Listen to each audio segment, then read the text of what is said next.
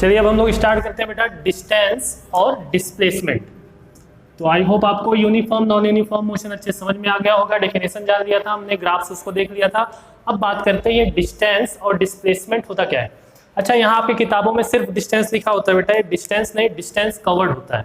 Distance और distance covered में बहुत डिफरेंस होता है। तो आपके जो किताबों में लिखा रहता है वो डिस्टेंस कवर्ड होता है, लेकिन हम यहाँ पर डिस्टेंस लिखे तो ये सेंस लेके चलिएगा डिस्टेंस कवर्ड, ठीक है। तो पहले समझते हैं इन दोनों की डेफिनेशन को, फिर इसका रिप्रेजेंटेशन यूनिट्स क्या होती है वो, ठीक है। सपोज करिए एक पॉइंट हो ए और एक पॉइंट हो हमारे पास बी, ठीक है। अब यहां से लेके यहां तक ये एक पाथ है, ये क्या है, पाथ, और इस पाथ का अपना एक क्या है, लेंथ है। तो हम कह देंगे ये क्या है, लेंथ ऑफ पाथ। अगर मैं आपसे कहूं कि ए से बी पॉइंट तक आप मेजर करके बताओ कि लेंथ कितनी होगी, तो आप क्या करोगे। सीधी सी बात है, ए से बी पॉइंट तक आपको कोई इंस्ट्रूमेंट लेके ए से बी पॉइंट तक जाना होगा। मतलब ये जो लेंथ है खुद आपको जाना होगा, मतलब यहां तक का लेंथ आपको कवर करना होगा। क्या करना होगा, कवर, कोई इंस्ट्रूमेंट लेके, जिस इंस्ट्रूमेंट से आप ए और बी पॉइंट के बीच का लेंथ क्या कर सको, मेजर कर सको। तो ये रहा इनडायरेक्ट सेंस में मैं आपसे यही कह रहा हूं कि बेटा ए से बी के बीच का डिस्टेंस कितना होगा, यही तो कह रहा हूं। लेकिन डिस्टेंस को समझने के लिए मैं यहाँ पर कह रहा हूं कि ए से बी का पाथ, एक पाथ है जिसके बीच में क्या है, एक लेंथ है, और आपको उसको क्या करना है, मेजर करना है। तो मेजर करने के लिए आपको ए से बी पॉइंट तक जाना होगा, चल के उस इंस्ट्रूमेंट को लेके कवर करना होगा, तभी आप इसकी लेंथ को बता सकते हो। तो सीधी सी बात, डिस्टेंस जो होता है वो बेटा वो होता है एक पाथ, किसका, लेंथ का। It is a length of path. क्या होता है बेटा, लेंथ ऑफ पाथ। किसी पाथ की जो लेंथ होती है उसी को हम डिस्टेंस कहते हैं। इसको और क्लेरिफाई करते हैं फुल डेफिनेशन से। तो अगर फुल डेफिनेशन पे आए तो हम कह सकते हैं ए बॉडी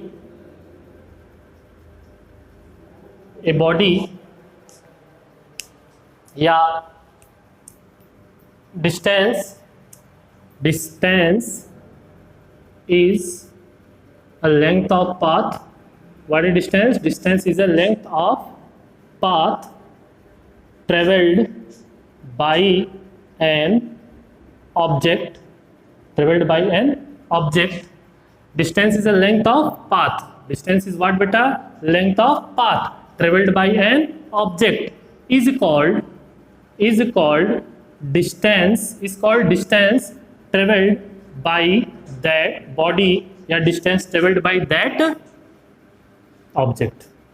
क्लियर। तो शॉर्ट में इसका डेफिनेशन कैसे हमें याद करना है, what is distance, distance is a length of path. ये शॉर्ट डेफिनेशन है, लेकिन फुल डेफिनेशन जो एग्जाम में लिखा जाता है वो लिखा जाएगा distance is a length of path travelled by an object is called distance travelled by that object. Is called distance नहीं होता, यो आप कभी भी लिखिएगा तो is called distance travelled by that object लिखिएगा। तो यहां तक आपको क्लियर हो गया होगा। शॉर्ट में डिस्टेंस क्या होता है, लेंथ ऑफ पाथ।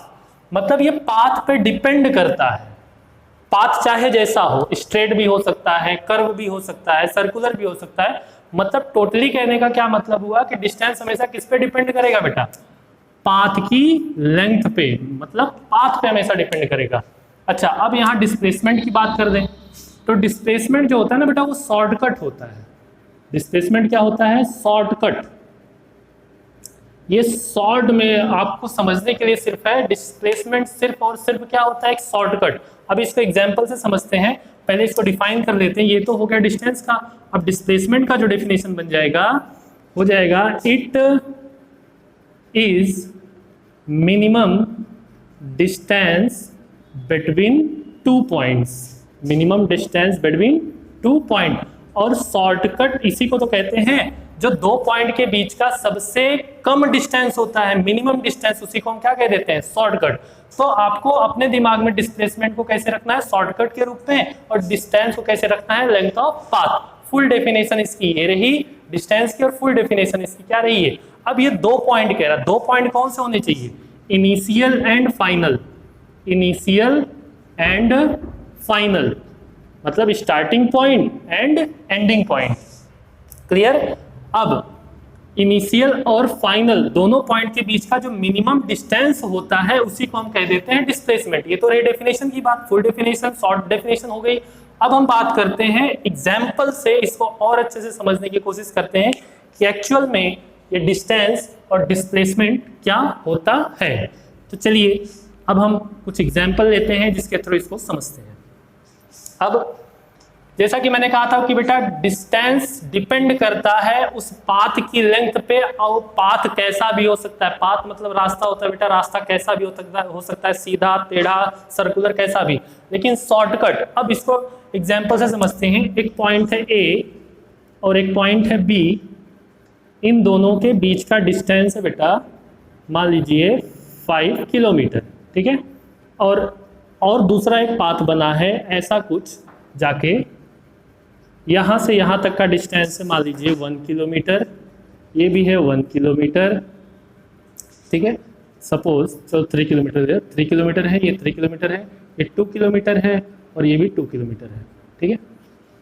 अब देखिए, अब एक आदमी को यहाँ तक पहुँचना है, ए से बी पॉइंट तक पहुँचना है। तो अगर आपसे मैं पूछूं कि बेटा बताइए शॉर्टकट कौन सा होगा, ए से बी तक पहुंचने के लिए शॉर्टकट कौन सा होगा, तो आप कहोगे सर ये वाला जो 5 किलोमीटर है ये शॉर्टकट रहा, और शॉर्टकट ही तो डिस्प्लेसमेंट होता है। अब अगर ये इस रूट से जाएगा 3 किलोमीटर, 3 किलोमीटर, 2 किलोमीटर, 2 किलोमीटर, तो ये हुआ उसका क्या डिस्टेंस। हालांकि ये भी डिस्टेंस है, ये जो ए से बी तक गया है ये भी डिस्टेंस है, लेकिन हम दोनों को कंपेयर कर रहे हैं। तो यहाँ वाला जो हो जाएगा ये पाथ, ये जो होगा पाथ का लेंथ, वो कहलाएगा डिस्टेंस। अगर आपसे कहा जाए बताइए इस एग्जाम्पल में डिस्टेंस कितना ट्रेवल्ड किया उस बॉडी ने और डिस्प्लेसमेंट कितना ट्रेवल किया उस बॉडी ने, तो आप क्या कहोगे। हम दोनों को कंपेयर करा रहे हैं, तो डिस्टेंस मैंने कहा ये वाला पाथ हो जाएगा, तो 3 + 3 + 2 कितना हो जाएगा बेटा 10, ठीक है। तो 10 क्या किलोमीटर, क्या हो गया बेटा डिस्टेंस। और डिस्प्लेसमेंट ए से बी के पॉइंट के बीच का शॉर्टकट क्या है, ये वाला शॉर्टकट है, तो शॉर्टकट कितना आया 5 किलोमीटर। ये तो एग्जाम्पल था सिर्फ समझने के लिए। तो जो शॉर्टकट पॉइंट होगा वो डिस्प्लेसमेंट कहलाएगा, और जो ये लॉन्गेस्ट पॉइंट होगा वो क्या कहलाएगा, पूरे पाथ का लेंथ, वो क्या हो जाएगा बेटा हमारा डिस्टेंस। क्लियर हुआ। अभी देखिए डिस्टेंस और डिस्प्लेसमेंट इसको डिनोट कैसे करते हैं, डिनोटेड बाई। देखिए डिस्टेंस को आप डिनोट करते आए हो अपने जूनियर क्लासेस तक यस डी से, लेकिन हमें यहाँ करना है यस से। डिस्टेंस और डिस्प्लेसमेंट को किससे डिनोट करेंगे, यस से। अच्छा, अब आपके दिमाग में चल रहा होगा कि सर एक तो दोनों आपने यस लिख दिया, तो कौन सा इसमें डिस्टेंस होगा, कौन सा इसमें डिस्प्लेसमेंट होगा। तो उसके लिए जो डिस्प्लेसमेंट है ना बेटा वो वेक्टर क्वांटिटी होती है, तो उसके ऊपर ऐसे एरो का सिंबल लग जाएगा, ठीक है। अब देखिए, अब इसको समझिए। वेक्टर क्वांटिटी क्या होती है, जिसमें मैग्नीट्यूड हो और एक फिक्स डायरेक्शन हो, मैग्नीट्यूड हो और क्या हो, एक फिक्स डायरेक्शन। तो अब बताइए इन दोनों में से, ये तो डिस्टेंस रहा, ये डिस्प्लेसमेंट रहा, इन दोनों में से फिक्स डायरेक्शन कौन सा है, ये वाला स्ट्रेट पाथ। तो डिस्प्लेसमेंट क्या हुई, वेक्टर क्वांटिटी। क्या इसमें कोई फिक्स डायरेक्शन है, नहीं, तो ये क्या हो गया हमारा डिस्टेंस मतलब स्केलर क्वांटिटी, ठीक है। तो हमेशा के लिए यस आपको कंफ्यूज करेगा, लेकिन आप 9th में डी से भी कर सकते हो, लेकिन हायर क्लासेस में जब आप जाओगे तो आपको यस से करना होगा। तो वहां पढ़ने से अच्छा है कि बेटा आप यहीं से आदत डाल दो, जिससे आपको और क्लेरिफिकेशन मिलता रहे। तो आई थिंक किससे डिनोट करते, ये हो गया। एसआई यूनिट बेटा मीटर होती है इसकी, एसआई यूनिट क्या होती है डिस्टेंस की, और डिस्प्लेसमेंट दोनों की क्या हो जाती है बेटा मीटर, ठीक है। अच्छा, ये तो एग्जाम्पल रहा, और भी एग्जाम्पल लेते हैं जिससे हम समझते हैं कि ये एक्चुअल में क्या होता है। क्लियर। चलिए अब सपोज करिए कि ये एक हमारे पास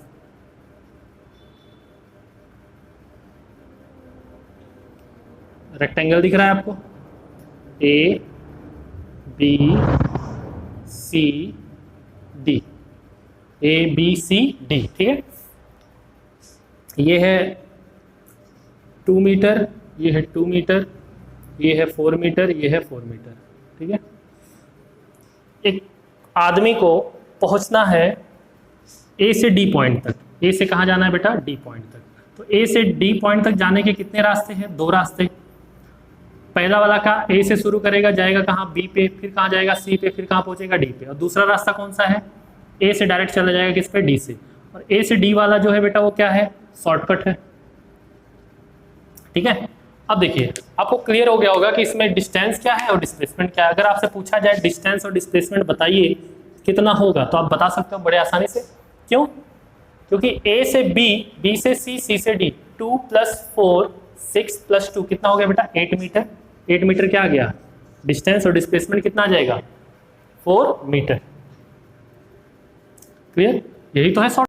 स्टूडेंट्स आपको ये बोर्ड में क्वेश्चन दिख रहा होगा बेटा, ये क्वेश्चन कह रहा है कि ये आपको पॉइंट दिख रहा है, ए से बी तक का जो डिस्टेंस हो दिया है 4 मीटर, बी से सी तक का जो डिस्टेंस हो दिया है 3 मीटर।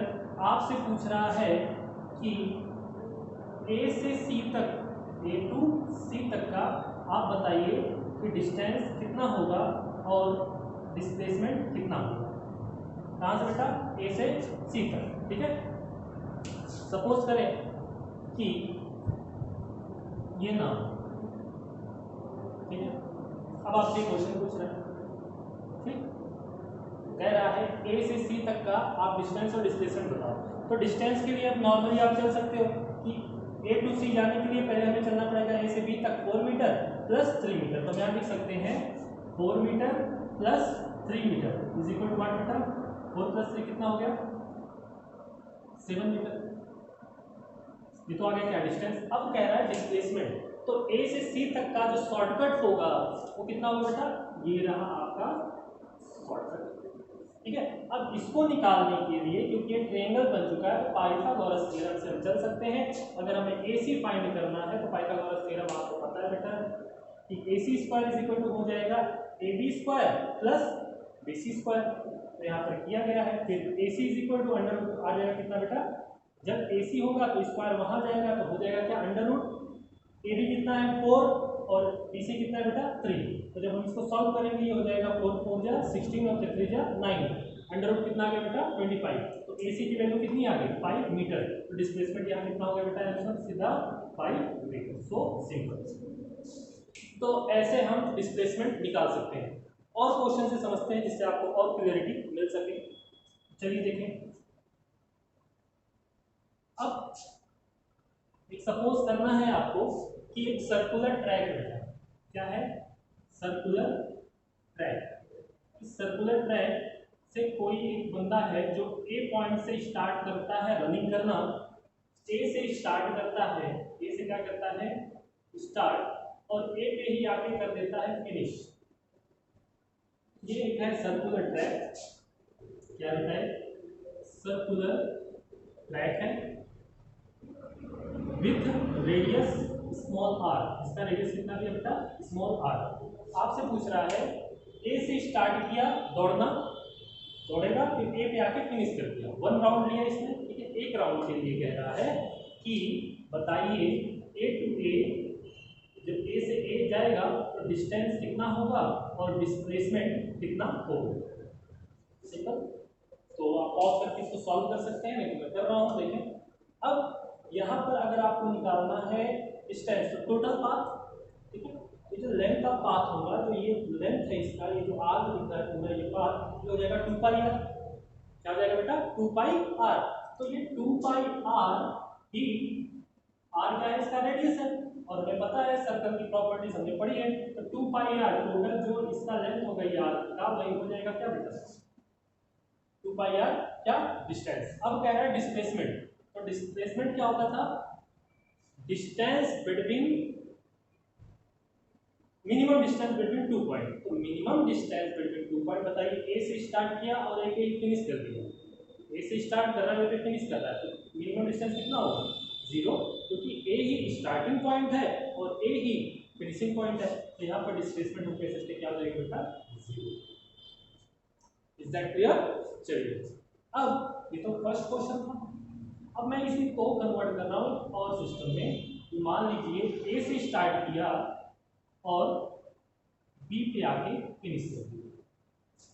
ए पे स्टार्ट किया और बी पे आके क्या कर दिया बेटा, फिनिश कर दिया। तो जब ए से स्टार्ट किया और बी पे आके फिनिश किया, आपसे कह रहा है कि बताइए डिस्टेंस कितना होगा और डिस्प्लेसमेंट कितना होगा। तो यहां से स्टार्ट किया, ये वाला पाथ चला है, ये डिस्टेंस तो पाथ पे डिपेंड करता है। तो ये जो पाथ है टोटल कितना था बेटा हमारा 2 पाई आर, ठीक है। तो हाफ कितना हो जाएगा 2 pi r by 2, 2 pi r by 2, तो सही हो गया, क्या 2 से 2 कट गया, क्या गया बेटा पाई आर, क्या डिस्टेंस आंसर, सिंपल। अब आपसे क्या है डिस्प्लेसमेंट बताइए, तो डिस्प्लेसमेंट तो ये होगा ना, शॉर्टकट तो ये होगा। अब ये r है तो ये भी क्या हो जाएगा r, r प्लस r कितना हो जाएगा बेटा 2r, आंसर आ जाएगा क्या दिस, ठीक है। बहुत सिंपल सी चीज है। तो डिस्टेंस डिस्प्लेसमेंट निकालने का यही तरीका होता है बेटा। अब मैं आपसे एक क्वेश्चन कर रहा हूँ, आप उसका आंसर कमेंट बॉक्स में जरूर करिएगा। तो मैं जो क्वेश्चन आपसे कर रहा हूँ वो ध्यान से सुनिए, आपको कमेंट बॉक्स में उसको सॉल्व करके आंसर बताना है, ठीक है। ये आपका होमवर्क है। अब देखिए रेडियस आर है और ये यहाँ से चला यहाँ पे आया, यहाँ पर ये मान लीजिए बी पॉइंट को और ये सी पॉइंट को, क्या हो सी, ठीक है। क्योंकि अगर मैं यहाँ बी लिखता तो आप कहते सर ये वाला पूछ लें, ये वाला पूछ लें, टोटल आप चल सकते हो। आपसे कहा जा रहा है कि अगर एक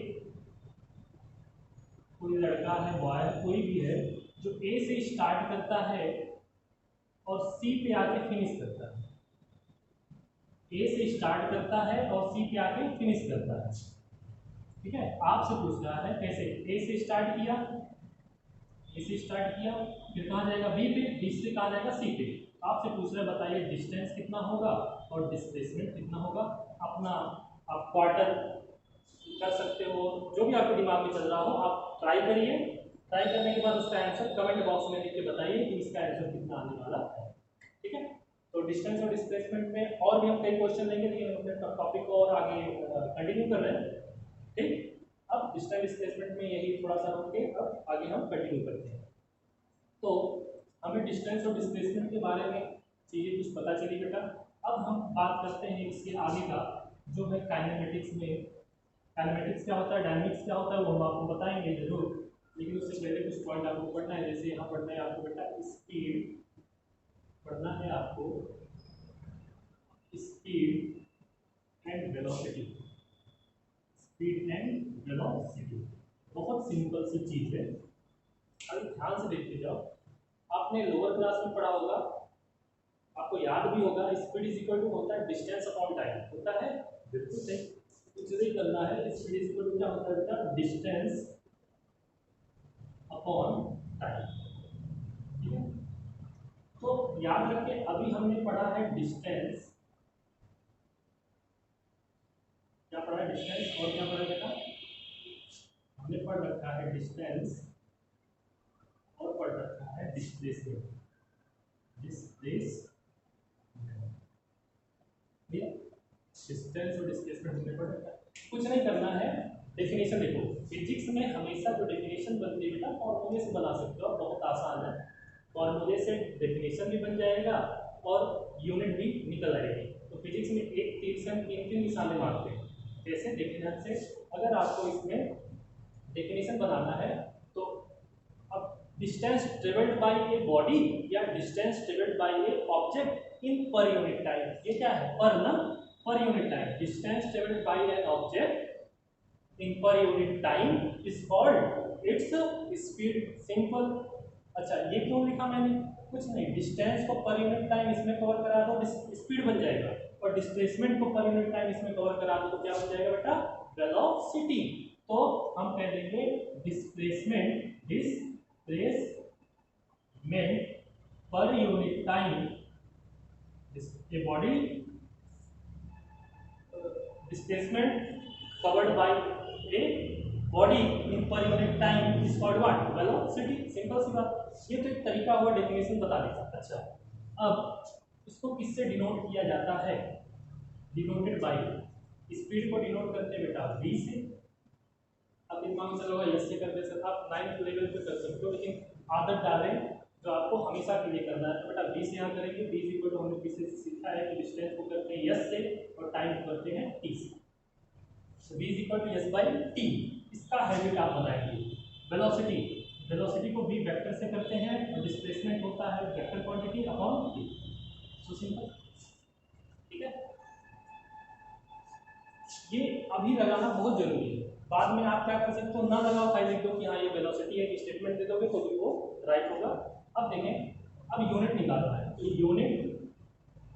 यूनिट ऑफ स्पीड कैसे निकालेंगे। देखिए यूनिट ऑफ स्पीड निकालनी है तो यहाँ होगा फॉर्मूले से unit of distance upon unit of time.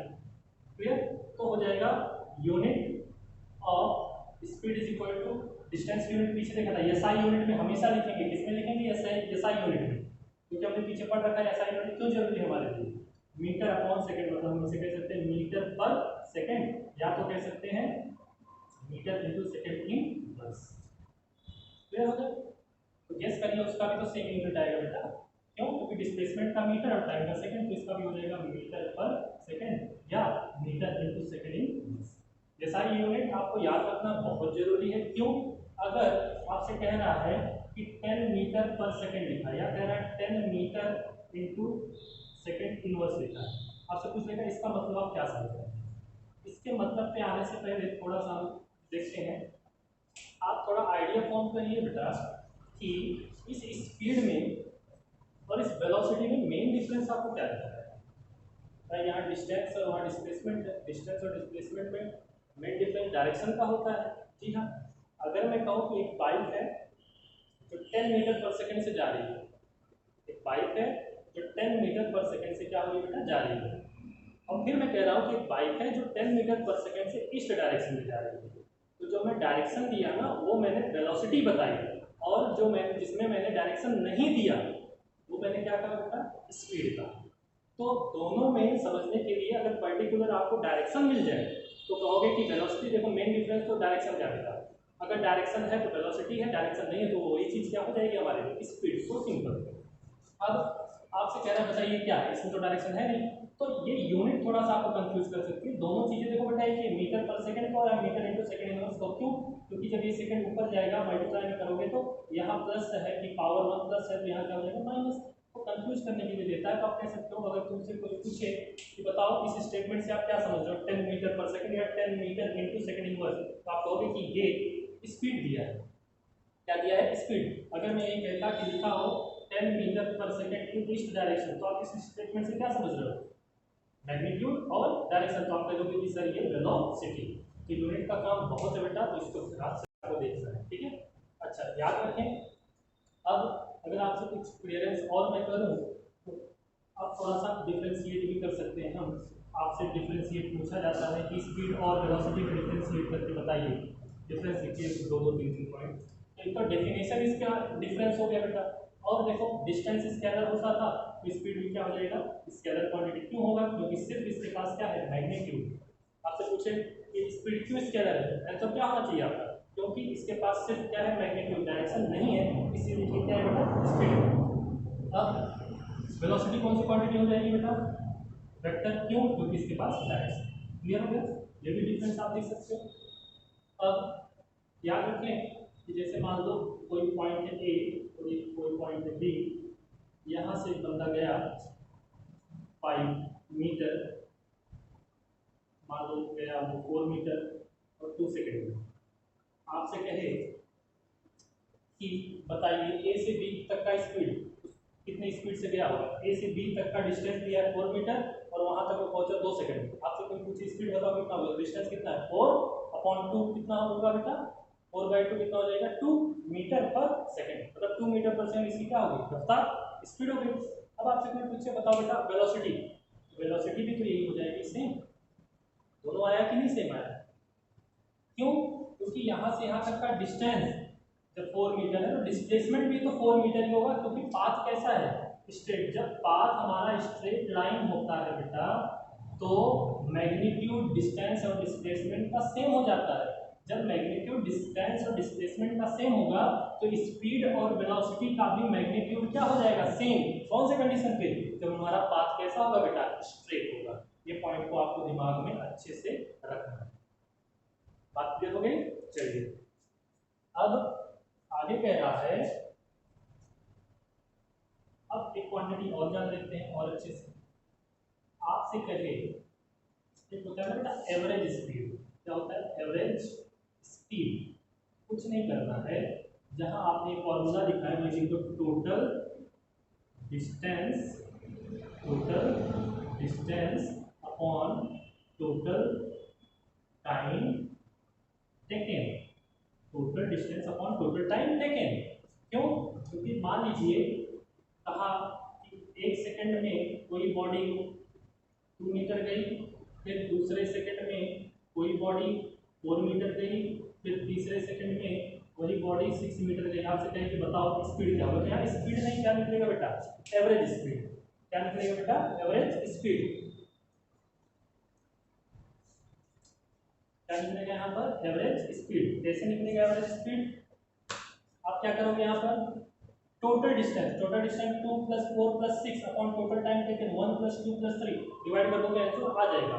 तो अगर डेफिनेशन कोई पूछे what do you understand by average speed, तो आप क्या कहोगे, अब total distance covered by a body, total distance covered by a body in total time taken, total distance covered by a body in total time taken. Simple, is called what, average speed.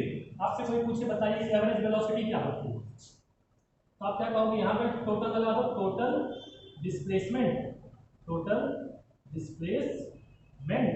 Upon total time taken. थोड़ा short में लिख रहा हूँ, ध्यान देना, ठीक है। बस आपसे कोई पूछे एवरेज स्पीड, एवरेज डिस्प्लेसमेंट को, सॉरी एवरेज वेलोसिटी को आप क्या करो, डिफाइन करो। तो total displacement travelled by a body पर यूनिट टाइम। एक तो ये एक आपको ना, जब हम इक्वेशन ऑफ मोशन का डेरिवेशन करेंगे तो उसमें आपको जरूरत पड़ेगी बेटा, average speed, sorry average velocity जो होती है, ये initial velocity plus final velocity दोनों का सम करके अगर 2 से हम डिवाइड कर दें तो भी एवरेज वेलोसिटी निकल के आ जाती है। बहुत इंपॉर्टेंट है, आपको रिजल्ट में भी काम देगा और लाइफ में तो काम देना ही देता है। तो अभी के लिए आपको याद रखना है कि एवरेज वेलोसिटी क्या होती है। ये जो होता है ये इनिशियल और फाइनल वेलोसिटी का सम, और अगर उसको हम डिवाइड कर दें किससे, 2 से, तो ये भी एक होता है एवरेज वेलोसिटी, ठीक है। तो अब याद रखें, इनिशियल चीज़ों को हम यू से डिनोट करते हैं। इनिशियल को किससे डिनोट करते हैं, यू से, और फाइनल को किससे डिनोट करते हैं बेटा, वी से। तो u + v/2 ये हो जाएगा किसकी, एवरेज वेलोसिटी का फॉर्मूला। u क्या है, इनिशियल, v क्या है, फाइनल। अच्छा u पहले आता है कि v, u कंफ्यूज कभी ना होना, u इनिशियल के लिए होता है इसीलिए u पहले आ रहा है, याद करने के लिए है, और v बाद में आता है तो कह सकते हैं फाइनल। तो u इनिशियल वेलोसिटी और v फाइनल, ये आप टर्म कई जगह यूज करते हुए नजर आएगा और अच्छे से आप जानोगे। तो आई थिंक स्पीड और वेलोसिटी, एवरेज स्पीड और एवरेज वेलोसिटी आपको क्लियर हो गई होगी, ठीक है। अब हम आगे बढ़ते हैं, पॉइंट हमारा बचा है एक्सेलरेशन। क्या बचा है बेटा, एक्सेलरेशन, ठीक है। तो एक्सेलरेशन भी समझ लेते हैं हम लोग।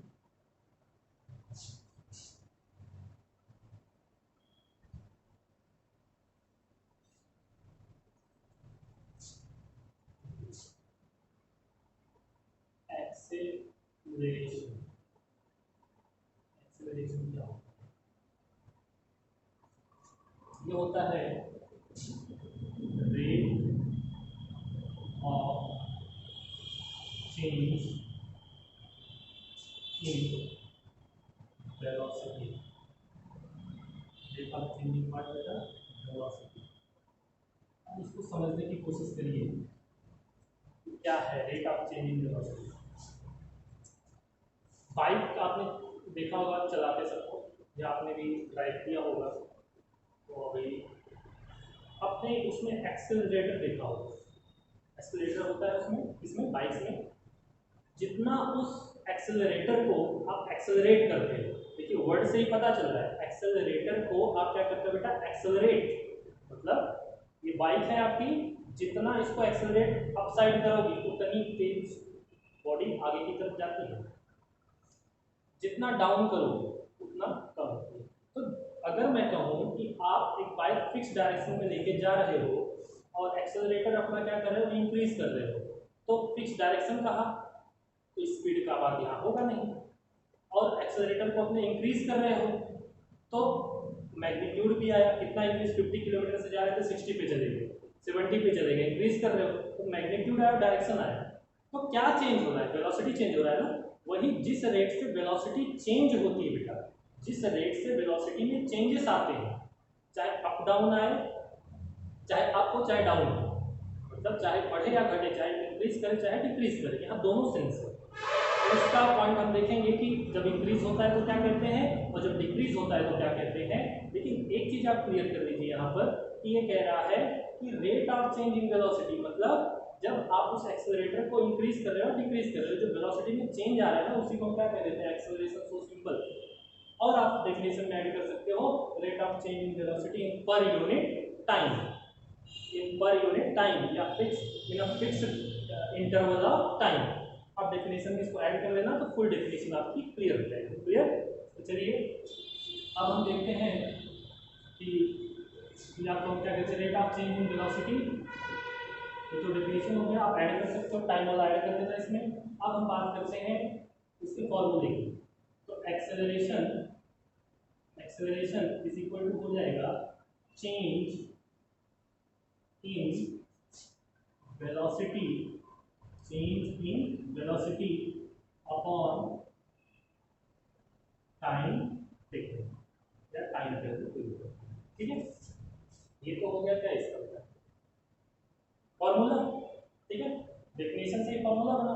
अच्छा एक पॉइंट यहाँ समझिए, चेंज का मतलब तभी आपको कुछ आगे समझ में आएगा। देखो चेंज का मतलब फिजिक्स में क्या होता है, चेंज का मतलब फिजिक्स में क्या होता है, चेंज का मतलब फिजिक्स में होता है final minus initial, final minus what बेटा, इनिशियल। क्यों? अगर मैं आपसे कहूँ कि बाइक थी 50 किलोमीटर पर आवर से जा रही थी, फिर वो चली गई 80 किलोमीटर पर आवर में कुछ टाइम के बाद, आपसे कुछ बताओ बेटा इसमें कितने का चेंज आया, तो आप क्या कहोगे कि सर 30 का चेंज आया। कैसे आपने 30 का चेंज कहा? आपने कहा 80 माइनस 50 ना। देखो ये इनिशियल है, ये क्या है, इनिशियल स्टार्टिंग का था, और ये क्या है, फाइनल। न्यूमेरिकल में बहुत काम देगा इनिशियल और फाइनल का कॉन्सेप्ट, तो याद रखें जो फर्स्ट स्टेप में है वो इनिशियल होता है, उसके बाद वाला स्टेप क्या हो जाता है बेटा, फाइनल। तो इनिशियल कितना है 50 और फाइनल कितना है 80, तो आप क्या कहोगे फाइनल माइनस इनिशियल, तभी क्या आया बेटा 30। ठीक आया। तो चेंज का मतलब होता ही है क्या बेटा, फाइनल माइनस इनिशियल। क्लियर? अब इसके बाद अगर ये चीज क्लियर हो गई फिजिक्स में, तो फिजिक्स में जो होता है बेटा वो होता है चेंज को डिनोट किया जाता है डेल्टा से। किससे डिनोट करते हैं बेटा, डेल्टा से। ठीक है, जैसे मैं कहूँ डेल्टा एक्स, डेल्टा एक्स इसका मतलब हुआ कि चेंज इन एक्स, और ये चेंज कैसा है, जनरल चेंज। चेंज कैसा है, जनरल चेंज। जनरल चेंज का मतलब न ज़्यादा बड़ा न ज़्यादा छोटा। जब बहुत इनफाइनाइटली स्मॉल चेंज होता है तो उसके लिए अलग बनाया गया कैलकुलस क्लास 11 में हम सीखेंगे उसको। लेकिन ये जो डेल्टा का मतलब है वो, ये जो चेंज है वो चेंज कैसा है बेटा, जनरल, न ज़्यादा बड़ा न ज़्यादा छोटा। अच्छा यहाँ क्या है, अब देखो डेल्टा एक्स का मतलब क्या हुआ, चेंज, तो इसको कहेंगे फाइनल माइनस इनिशियल, मतलब x2 minus x1, final minus initial. x2 minus x1 करेंगे तभी तो डेल्टा एक्स आएगा। ठीक है, अब ये दोनों एक टर्म है, टोटल मिला के सिर्फ क्या है बेटा, वन टर्म। क्यों मैं ऐसा कह रहा हूँ, अगर कहीं लिखा है delta x by delta T, तो आपके दिमाग में ये ना है कि डेल्टा से डेल्टा कैंसिल करो, नहीं, ये डेल्टा एक्स पूरा एक टर्म है, डेल्टा के साथ एक्स जुड़ा है, ऐसा ना करना डेल्टा से डेल्टा करना, नहीं तो आपका पूरा का पूरा सिस्टम भाव हो जाएगा। इसलिए कह रहा हूँ डेल्टा एक्स टोटल एक अपने में टर्म है, डेल्टा टर्म। अब और बात करते हैं, तो हमने सीख लिया किससे डिनोट करेंगे बेटा, डेल्टा से। केमिस्ट्री में अलग चीज होती है, डेल्टा का मतलब होता है हीट से, टेम्परेचर से, यहाँ पर केमिस्ट्री में, फिजिक्स में चेंज को रिप्रेजेंट करेंगे डेल्टा से, ठीक है। अब हम फॉर्मूला बनाते हैं, डिनोट करते हैं एक्सेलरेशन कैसे बनेगी, ठीक है। एक्सेलरेशन को डिनोट करते हैं बेटा ए से, वेलोसिटी एड है ए वेक्टर हो जाएगा, क्या हो जाएगा ए वेक्टर, क्योंकि ये भी क्या हो जाएगा वेक्टर क्वांटिटी, देखो वेलोसिटी एड है ना। अब इज इक्वल टू चेंज को किससे डिनोट करेंगे, डेल्टा से, ठीक है। इन वेलोसिटी किसमें, वेलोसिटी अपॉन टाइम है तो टी कर दो, या तो चेंज इन टाइम, भाई जब वेलोसिटी में चेंज आएगा तो कुछ टाइम में होगा ना, 50 से 60 किलोमीटर गया तो हम क्या कह सकते हैं कि कुछ समय लगा होगा, तो हम यहाँ कह सकते हैं, यहाँ आप ऐड कर सकते हो कि चेंज इन टाइम होगा। अगर चेंज अगर आप यहाँ लिखोगे तो यहाँ लिखोगे आप डेल्टा टी। इतना क्लियर है। अच्छा अब हम इसको क्या लिख सकते हैं बेटा, या तो अगर चेंज आप नहीं लिखते हो तो डेल्टा वी बाई टी कर दो, ठीक है। आपके लेवल ये सही होगा, लेकिन अगर ये हैबिट बनाओ तो बहुत सही होगा। अब डेल्टा वी का मतलब होगा final velocity v2 minus v1 upon delta T का मतलब t2 माइनस t1। क्लियर। अगर मैं कहूँ बताओ बेटा डेल्टा जेड, इसका मतलब क्या होगा, अब यही कहोगे ना z2 माइनस z1, वही मैं कह रहा हूँ कि डेल्टा वी था तो v2 minus v1, delta T था तो हमने क्या कहा t2 माइनस t1, या अभी हमने पढ़ा था फाइनल माइनस इनिशियल, फाइनल को किससे डिनोट करते थे v से, और इनिशियल को किससे करते थे u से, अगर इसके अकॉर्डिंग चले, ठीक है। ये तो चल गया। अब v माइनस यू बाई क्या हो जाएगा बेटा t, v minus you by क्या हो जाएगा t, इसके अकॉर्डिंग चल रहे हैं, इसके अकॉर्डिंग चल रहे हैं तो v2 minus v1 upon t2 minus t1, या तो हम यहाँ लिख सकते थे v minus you by t2 minus t1। ये थोड़ा सही नहीं लग रहा पढ़ने में, है ना, सही दोनों है बेटा, लेकिन यहाँ v2 minus v1 upon t2 minus t1 ये फाइनल है और ये इनिशियल। अभी हमने सीखा था एवरेज वेलोसिटी में कि फाइनल को हम v से और इनिशियल को किससे करते हैं u से, तो आपको हैबिट ये वाली बनानी है v minus you by t1, clear. लिखने का बहुत कुछ समझा दे रहा है। तो फाइनली जो आपको क्लास 9 के लेवल पे चलना है ना बेटा, वैसे चलना है। देखिए एक्सेलरेशन इज इक्वल टू, अगर वेक्टर ना लगा, चलो वेक्टर ना नहीं लगा है, एक्सेलरेशन अंडरस्टूड है कि अब कौन सी क्वांटिटी है बेटा, एक्सेलरेशन वेक्टर क्वांटिटी। मान लीजिए मैं वेक्टर नहीं लगा रहा, a इज इक्वल टू क्या हो जाएगा v minus you by T, ठीक होगा v minus you by T. अब यूनिट की बात करें, अगर वेक्टर लगा रहे हैं आप तो लगा सकते हो, वेक्टर नहीं लगाना तो आप वेक्टर नहीं कर सकते। तो चलिए अब हम बात करते हैं यूनिट की। अगर यूनिट निकालें तो unit of acceleration is equal to क्या हो जाएगा, इसको नोट कर लें, मैं पहले इसको रख कर दे रहा हूँ तो आपको समझा रहा हूँ, ठीक है। इसको नोट कर लें अच्छे से, हम आगे की तरफ बढ़ रहे हैं।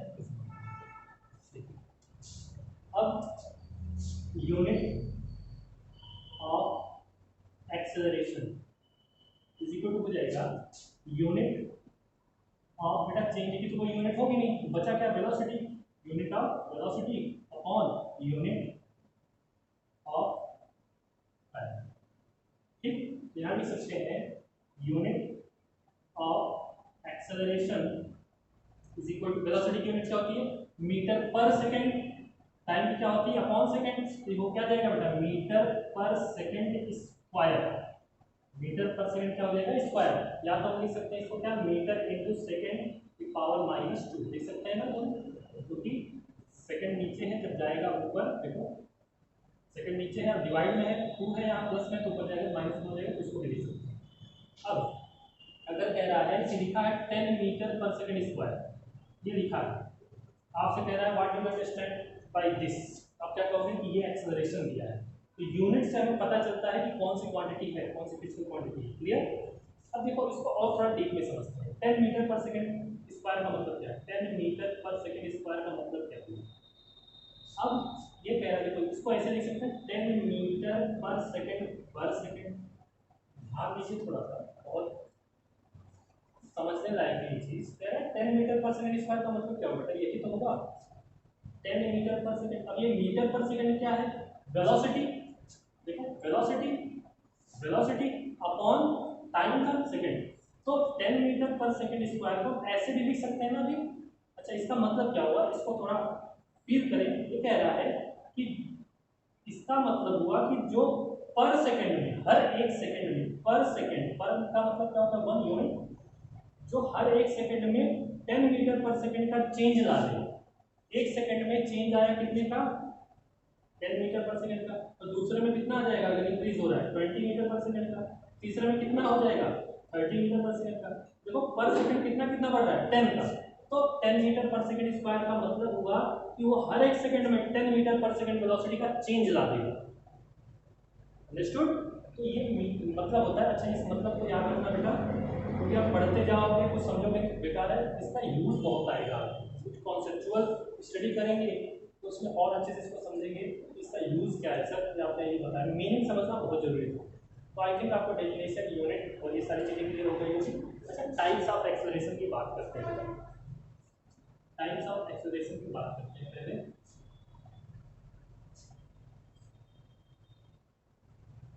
देखिए टाइप्स ऑफ एक्सेलरेशन, टाइप्स है इसके, 2 टाइप का एक्सेलरेशन हो।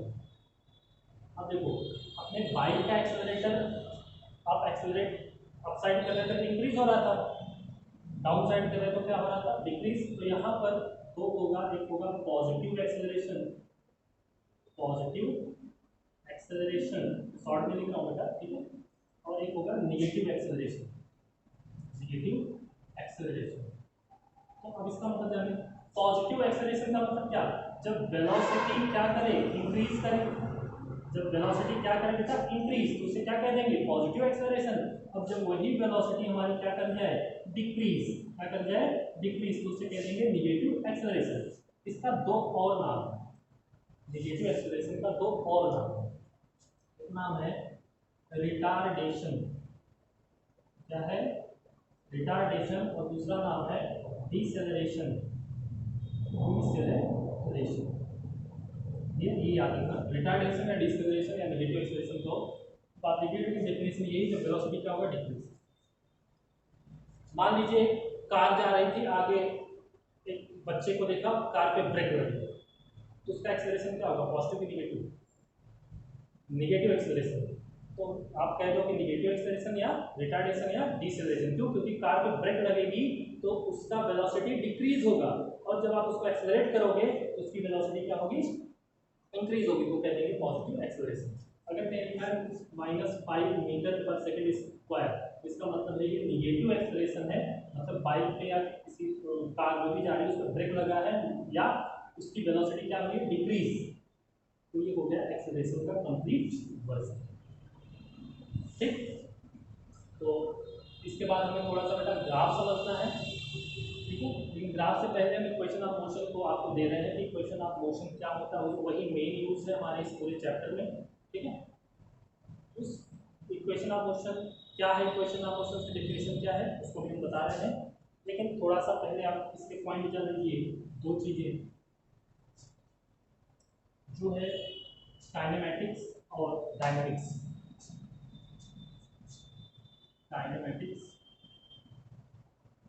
और डायनेमिक्स, काइनेमैटिक्स एंड डायनेमिक्स, ये दो पॉइंट होते हैं। देखिए पहले तो देखिए, जिसमें इफेक्ट का तो पता हो, इफेक्ट पता हो लेकिन उसका कॉज पता ना हो। डायनेमिक्स का मतलब होता है जिसमें इफेक्ट भी पता हो और कॉज दोनों पता हो, उसे हम कहते हैं डायनेमिक्स। अब आप दिमाग चल रहा है सर ये इफेक्ट क्या है, कॉज क्या है, तो उसके लिए थोड़ा सा सुनिए। इस लेसन में हम जब से आपको डिस्टेंस डिस्प्लेसमेंट ये सब पढ़ा रहे हैं, कह रहे हैं कि हाँ ये बॉडी यहाँ तक गई, ये बॉडी इतने रफ्तार से जा रही है, इतनी वेलोसिटी से जा रही है, इतने का चेंज आ रहा है, अभी तक यही सोच रहे हो आप, क्लियर ना। क्या मैंने कहा ऐसा, अभी पिछले जितना भी पढ़ाया, क्या मैंने ऐसा कहा कि क्यों जा रही है बॉडी, सोचिए थोड़ा। मैंने ऐसा कहा कि बॉडी क्यों जा रही है, मैं खाली कह रहा हूँ कि हाँ बॉडी जा रही है रफ्तार से, इतनी वेलोसिटी से, मैं उसका रीजन नहीं बता रहा हूँ। भाई सीधी सी बात, कोई बॉडी मूव क्यों करेगी, आप सोचिए कोई बॉडी मूव क्यों करेगी, कोई बॉडी तभी मूव कर सकती है जब उस पर फोर्स अप्लाई हो। तो क्या इस लेसन में कहीं फोर्स का नाम आया, नहीं। तो इफेक्ट तो दिख रहा है, इस लेसन में हमें इफेक्ट दिख रहा है, लेकिन कॉज उसका कारण नहीं पता चल रहा है, तो मतलब हम काइनेमेटिक्स पढ़ रहे हैं। जब सेकेंड लेसन में आएंगे तो वहां पर हमें मिलेगा फोर्स चैप्टर, ठीक है। तो फोर्स में हम पढ़ेंगे, हाँ भाई फोर्स लगा तो बॉडी मूव की, लेकिन इस लेसन में हम उस कॉज थोड़ी ना देख रहे हैं। कहीं देखा आपने कहीं फोर्स का जिक्र हुआ नहीं, तो जिसमें कॉज नहीं हो, सिर्फ उसके इफेक्ट का पता हो। इफेक्ट का मतलब ये नहीं कह रहा है कि फोर्स लगा, खाली कह रहा है बॉडी चल रही है। बॉडी क्यों चलेगी, बिना फोर्स के चलेगी नहीं, लेकिन कॉज नहीं बता रहा। क्या बता रहा है, सिर्फ इफेक्ट। उसी क्या कहेंगे, काइनेमेटिक्स। और जहाँ पर इफेक्ट और कॉज दोनों हो, मतलब फोर्स भी बताया जाए कि हाँ कितना फोर्स लगा तो बॉडी यहाँ तक गई, तो जहाँ कॉज और इफेक्ट दोनों है उसे क्या कह देंगे हम, डायनेमिक्स। सो सिंपल, क्लियर, बिल्कुल फिक्र नहीं करना, आराम से स्टेप बाय चलें, आपको पूरी चीजें समझ में आएंगी। ठीक है बेटा, काइनेमेटिक्स आप जान ही रहे हो, काइनेमेटिक्स काइनेटिक्स से, मोशन से रिलेटेड है। तो अभी तक का जो हमने पढ़ा है काइनेमेटिक्स में, क्या पढ़ा है, इस लेसन का काइनेमेटिक्स क्या था, डिस्टेंस था, डिस्प्लेसमेंट था, स्पीड था, वेलोसिटी था और एक्सेलरेशन था। तो अभी के लिए आपको काम करना है कि इसका definition, symbol, SI unit definition सब कुछ अच्छे से तैयार करना है, फिर आपको इक्वेशन आप हम बता दें।